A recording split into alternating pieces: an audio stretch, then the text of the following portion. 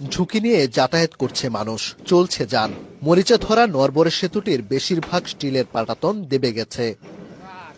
এমন নাজুক অবস্থা ময়মনসিংহের ত্রিশাল উপজেলার পোড়াবাড়ি বাজারে খিরু নদীর উপর নির্মিত বেইলি সেতুর। ১৯৮২ সালে নির্মিত বেইলি সেতুটি নির্মাণের এক যুগ পেরুতেই মরিচা পড়ে ভাঙতে শুরু করে পাটাতন, যেখানে প্রায়ই ঘটছে দুর্ঘটনা। এই ফুল দেখে আসা যাওয়া করতে ভয় তো লাগে এইসব সময় যদি নিচে পড়ে যায়। ৮-১০ বছর ধরে এই অবস্থা।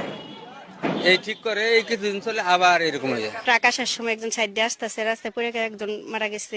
তারপরে এখানে গাড়ি যাওয়ার সময়, ট্রাক দিয়ে যাওয়ার সময় এখানে অ্যাক্সিডেন্ট করে একজন মারা গেছে। দিনের বেলা দেখে শুনে যাওয়া যায়, কিন্তু রাত্রের বেলা অন্ধকার থাকে, তখনকার লাইট জ্বালানো ছাড়া যাওয়া যায় না। ঝুঁকিপূর্ণ এই সেতুটি দিয়ে চলাচলকারী মানুষের দীর্ঘদিনের দাবির প্রেক্ষিতে ২০২২ সালের ফেব্রুয়ারিতে নতুন একটি সেতুর নির্মাণ কাজ শুরু হয়।